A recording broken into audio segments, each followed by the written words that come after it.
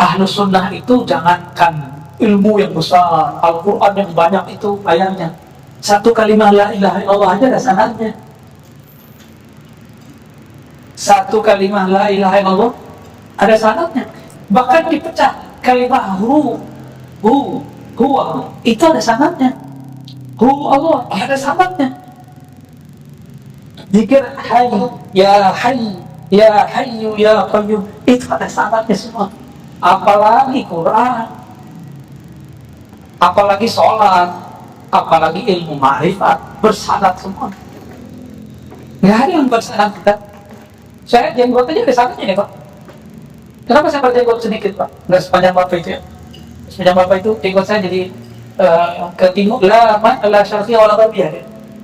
Nggak ke timur ke barat, nggak jelas ya. Susah bisa punya salaf itu tuh ya. Ini jenggot saya pertahankan karena dulu kita dalam ijazah guru saya jarang berjenggot, tapi giliran memuridkan hadis jenggot beliau panjangkan sedikit. Karena ada namanya ijazah al-musalsal bi qabdil lihya. Ijazah hadis sebagaimana dulu Nabi pernah memegang jenggotnya. Lalu Nabi ngomong, maka guru saya menyampaikan hadis itu sambil memegang jenggotnya, walaupun cuma jenggotnya dikit. Itu ada sanadnya. Nanti minta ke tuh guru Jailani. Ya. Setelah Abuya Ahmad Syarwani ini wafat, itu salah satu pemegang sanadnya adalah guru Jailani. Minta ke sana, sanad musalsal namanya. Mohon diagendakan Ustaz. Beliau ini terlalu tawadhu, nggak mau pamer sanad. Ya, saya baru ngambil sanadnya. Mungkin saya yang pertama ngambil sanad dari luar ya. Dan saya deklarasikan diri saya murid beliau. Ya, tolong diterima saya jadi murid Pak Kiai. Saya ngomong gitu. Ya. Dan itu tidak membuat diri saya hina. Jadi kita kalau jadi murid orang justru itu menambah kemuliaan rohani. Kalau sebagian orang kan gengsi, masih muda, itu nggak sopan ngomong begitu ya. Itu jenggot ini ada sanadnya nih Pak. Hampir kalau celana ada sanadnya nih kita. Kalau ini ada sanadnya. Tasbih aja nggak ada sanad. Ini ada sanad. Jadi nggak ada kita punya amal kecuali kita bersanad. Lah dituduh bid'ah. Dia bilang wirid pagi sore kita bid'ah. Dia bilang zikir pada sholat kita, tahlil kita bid'ah. Kan lucu. Nabi ngomong, syariat Islam yang paling mudah kamu kerjakan, la yazalu lisanuka ratban bi dzikrillah. Lisanmu senantiasa sibuk basah menyebut nama Allah. Di akhir surat Al-Jumu'ah. Di mana ayatnya? Gimana ayatnya? Fa idza qudiyatis shalah fantashiru. Ya, terus ya, kawan kita pakai ayat itu dalil untuk membantalkan zikir pada sholat. Kacau itu Pak. No, ayatnya, apabila selesai sholat Jumat, maka langsunglah kamu bertebaran mencari rezeki Allah. Ya salah. Kalau mau berdalil jangan pakai terjemahan. Ya. Kita mentafsir saja itu ada sanadnya, disebut tafsir bil ma'thur. Gak boleh asal-asal ngomong. Jika selesai sholat fantashiru, maka bertebaranlah. Ini dalil bahwa pada sholat enggak boleh berzikir. Bid'ah memimpin zikir. Kata kawan, kita tanya sama dia, boleh tak mentakwil, mentafsir dengan rohyu dan akal pikiran? Oh nggak boleh.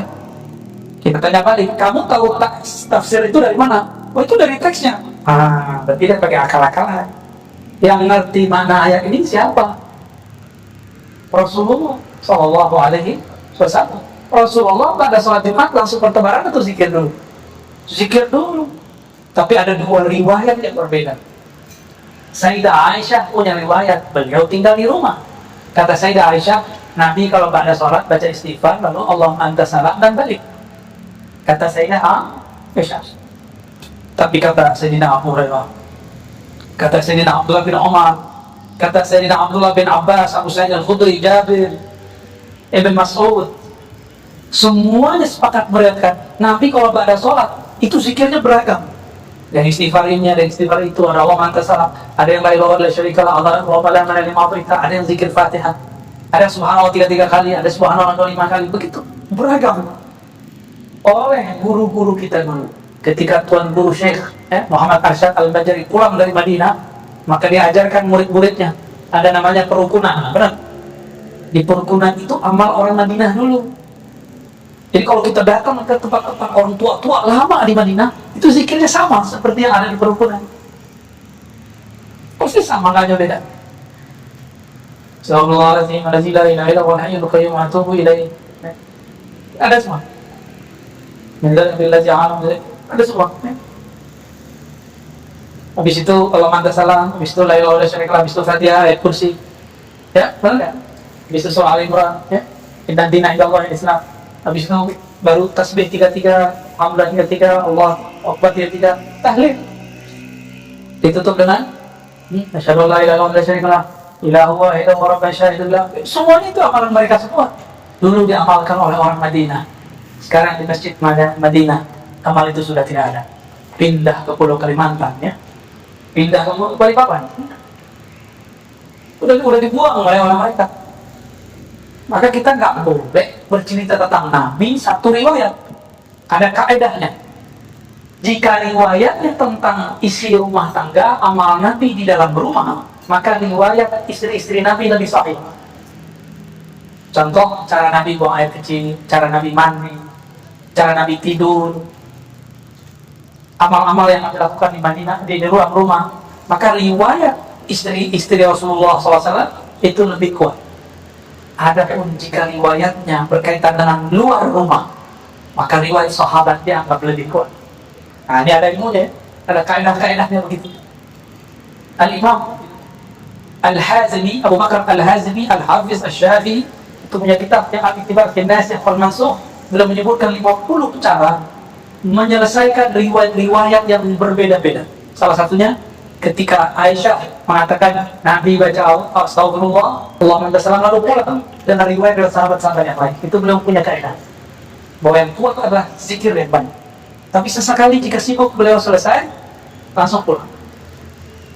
Ya, kalau orang sering menyebut-nyebut nama Allah, maka nama Allah itu menjadi kredit, menjadi kekuatan, menjadi tabungan dalam kalbunya. Jika dia sudah menampungnya lama, disiplin, maka satu nama masuk dalam kalbu, Allah beratkan 10 kali. Satu nur masuk kalbu, Allah lipat gandakan 10 kali. Orang ini kalbunya nanti akan lebih terang daripada orang lain, ya? Lebih terang. Orang ini kalau punya kalamnya lebih berat, lebih terasa daripada orang lain. Nah, kira-kira itu. Ini masih jam 11 aja nih, ya.